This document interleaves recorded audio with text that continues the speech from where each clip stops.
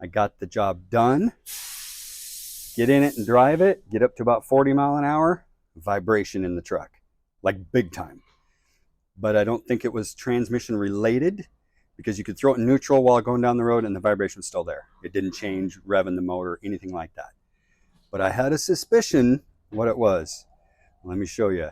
Remember in previous episodes I had a brand new Driveline installed, had it custom built, had that put in. Let me show you what happened here.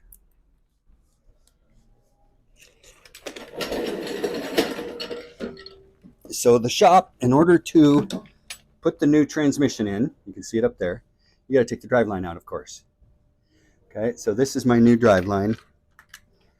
Put my light on it. There's the carrier bearing. I'll kind of go to the front here.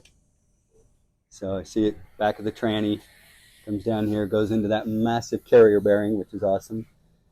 Another U-joint, and then back to the pinion. Okay, so all this is functioning fine. Now I have a vibration. What it is the tranny shop, instead of basically they unbolted this U-joint right here.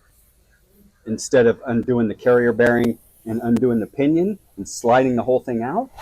Why does that matter? Because drivelines are in phase. In other words, the front and the back driveline have been balanced with the U-joint in, I'm not sure how to phrase it, in one position. When they took it apart, they put it back together 180 degrees off. And that's what's going to cause this vibration. I'm sure. I haven't fixed it yet, but let me show you how I discovered that problem. Let me shift over here just a little bit. Okay. So let me get up in here, find this for you. So these driveline shops, you know, they know what they're doing. If I get in here and rotate this guy, see if I can get it where I need it to be.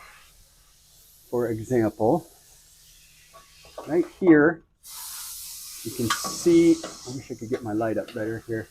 There's an arrow stamped into this section, and there's an arrow stamped right there. These are supposed to be in alignment with each other. Okay? And then up here, same thing. Again, I apologize about the light. I'll fix it here.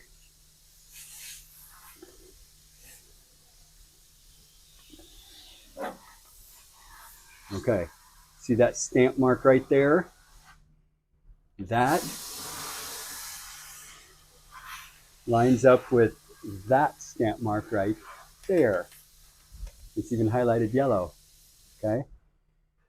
But that stamp mark, look at, there's nothing here. If I come over here, 180 degrees over, rotate it a little bit so you can see, is that stamp mark, where am I? Right there.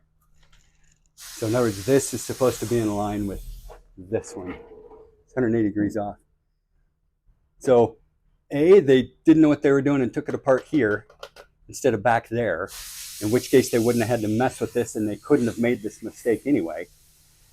So there's one thing wrong. Next, when they did take it apart, they didn't mark where it was supposed to be, and they, by 50-50 chance, put it in back wrong.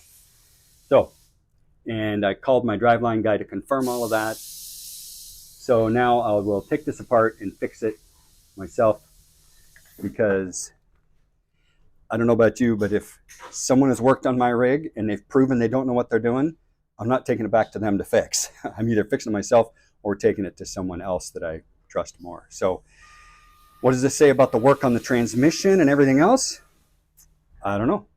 We'll see. This is obviously the first problem I have to get fixed now, because I don't want to drive it this way at all. So we'll see. Stay tuned. Okay, so I've got the driveline reoriented the way it should be, and I've got some lights in here that can kind of show you better what's going on here. So here's the driveline, just to orient you.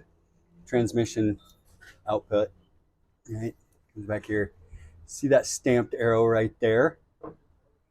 Should line up with that stamped arrow, which should line up with that stamped arrow. It should line up with that, because this is a slip joint right here with splines in it, and so it can be oriented off if the person doesn't know what they're doing. So we took this section out, turned it 180 degrees, put it back in, and then I'll do a test drive and see how it goes. But I'm pretty sure that's the source of the problem. So after taking it out for a test drive, indeed that did solve the problem. That was the source of the vibration. So now I can use that truck in tow with confidence. So if you've done any work on your drive line, your two-piece drive line, and put it back together and you got the vibration, this is the first thing you should look at. Make sure that your drive line is in phase.